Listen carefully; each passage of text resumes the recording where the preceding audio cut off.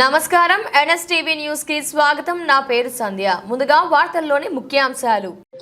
కరీంనగర్ జిల్లా శంకరపట్నం మండలంలో రాష్ట్రీయ స్వయం సేవక్ సంఘ్ ఆధ్వర్యంలో డాక్టర్ కేశవరావు బలిరామ్ హెగ్డేవార్ జయంతి సందర్భంగా ఉగాది వేడుకలను ఘనంగా నిర్వహించారు.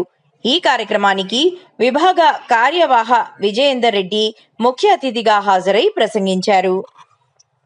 తండ్రి అయి ఆ ఒక్కడే తల్లి అయి ఆ ఒక్కడే కొడుకు అయి ఆడొక్కడే కోడలయి ఆడొక్కడే బిడ్డ అయి ఆడొక్కడే అల్లుడయి ఆడొక్కడే మనుమలు మునిమనుమలై సర్వము తానే అయి కూసున్నాడు. ఎవడు? ఈశ్వరుడు. అది మరిచిపోయాం మనం.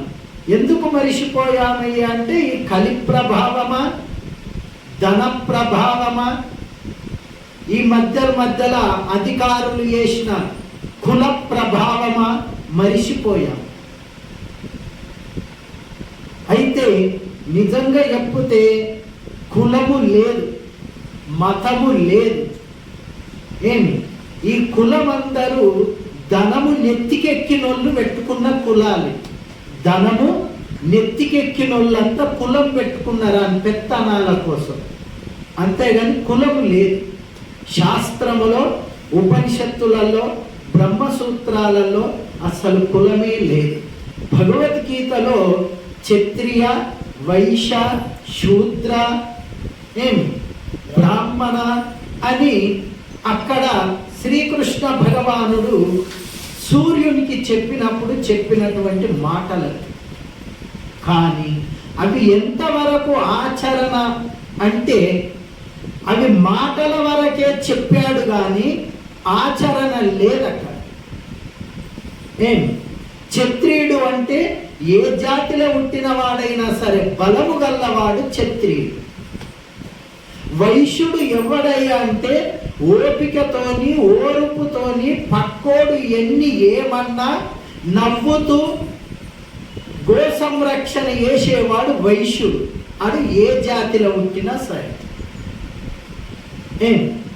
బ్రాహ్మడు ఎవడయ్యా అంటే బుద్ధి కలిగిన వాడు, జ్ఞానం ఉన్నవాడు, విద్వత్తు ఉన్నటువంటి వాడు, మంచి కుశలత కలిగిన వాడు. ఆడు ఏ జాతిలో పుట్టిన సరే ఆడే బ్రాహ్మణుడు. శూద్రుడు అంటే ఎవడయ్యా? ఆ బుద్ధి లేనివాడు, తిండిపోతూ సోమరి, ఏమిటికి పనికి రానివాడు శూద్రుడు. ఆడు ఏ జాతిలో పుట్టినా సరే, ఎక్కడ పుట్టినా సరే ఆడు శూద్రుడు. ఇది శ్రీకృష్ణ భగవానుడు పెట్టినటువంటి నియమం. అది మరిచిపోయి మనము నా అయ్య రాజయుడు, నాకు కూడా ఒక తోక పెట్టుండ్రి, నేను కూడా రాజును అని కోతులకేమో సహజంగా తోకలుంటే ఈడు తోకలు పెట్టుకున్నాడు మొదలై గీడికి వచ్చిందన్నమాట. ఎవడు చేసుకున్న పాపం ఆడే అనుభవిస్తాడన్నట్టు ఏ రాజులైతే విర్రవీగి ధర్మాన్ని మరిచిపోయి సుఖలోలులై భోగాలాలాసులై చేసిన పనులు ఇగో గీడికి వచ్చినాయి మన గతి. అర్థమైందా? అందుకోసమే ఏమి అయ్యానయ్యా, ఎక్కడ ఉన్నా మనమంతా శాస్త్రం ఏం చెప్తుందంటే నరుడే నారాయణుడు, మానవుడే మాధవుడు, నరుడే పురహరుడు అని శాస్త్రం చెప్తున్నాను. నువ్వు మనిషివి కాదురా నాయన, నా స్వరూపుడవు నువ్వు కూడా, నేనేరా అని శాస్త్రం చెప్తుంది. ఈయనకి నువ్వు దేవునివిరా నాయన అంటే ఈయనకి ఇక్కడనే భయం పుడుతుంది. ఎందుకు భయం పుడుతుంది? చెప్పేవారు లేక. ఏ విద్యకైన గురుడు లేకున్నా ఆ విద్య పట్టుబడదు, కావున అభ్యాసికి గురు శిక్ష కావలెను నారాయణ. గురువు దగ్గరికి పోతే తెలుస్తుంది నువ్వెవ్వనివి, అసలు నీ కులం ఎక్కడికి వెళ్ళొచ్చింది, కులము యాడున్నది, ఎవడు చెప్పాడు నీకు కులము? కులము లేదు అని ఎవడు చెప్పాడు? నువ్వు మనిషి అని ఎవడు చెప్పాడు? నీకేం పేరున్నది ఇప్పుడు? ఐలయ్య. ఎవరు పెట్టారు? తల్లిదండ్రులు పెట్టారు. శాస్త్రం ఏం చెప్తుంది? నువ్వు భగవంతునివి అని చెప్తుంది.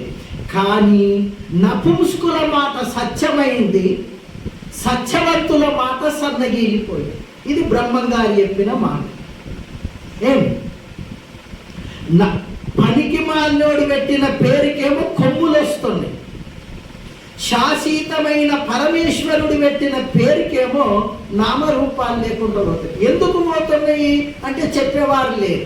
చెప్పేవాడు ఉంటే ఈయన తండ్రికి నీకు టైము దొరుకుతలేదు. టైము దొరకక ఏం ఎత్తుకపోతావు నాయన అంటే ఎత్తుకపోయేది రవ్వంత లేదు. అంత నా స్వామివారి యొక్క జెండా కాషాయం జెండా అంటమా, హనుమంతుడి జెండా అంటమా, ధర్మస్థల జెండా అనొచ్చు. ఓకేనా? ఇంకా దేవునికి నమస్కరించాలి, తల్లిదండ్రులు దీవెన అందుకోవాలి, ఇంకా ఉగాది పచ్చడి తర్వాత పంచాంగ శ్రవణం వినాలి. ఎందుకు వినాలి పంచాంగ శ్రవణం? రేపటి రోజు మనకి ఏం జరుగుతుంది, ఏ రాశి వాళ్ళకి ఏం జరుగుతుంది తెలుసుకోవాలి. దాన్ని ముందు ఏదో పరిస్థితి కట్టుకొని దానికి అనుగుణంగా మనం జాగ్రత్త పడచ్చు అని భావన ఇది చెప్తున్నారు, అంతేనా? ఇంకా అది ఉగాది గురించి. మరి ఈ సంవత్సరం పేరేంటి? పరాభవ నామం, పోయిన సంవత్సరం పేరేంటి? విశ్వవసనం. వచ్చే సంవత్సరం పేరేంటి? తెలుసుకోవాలి. ఇప్పుడు సంవత్సరం ఇవి 60 సంవత్సరాలు ఉన్నాయి కాబట్టి ఎన్ని సంవత్సరాలు మొత్తం? 60. ఇదే సంవత్సరం అంత ఐడియా లేదు. 40వ సంవత్సరం. 40.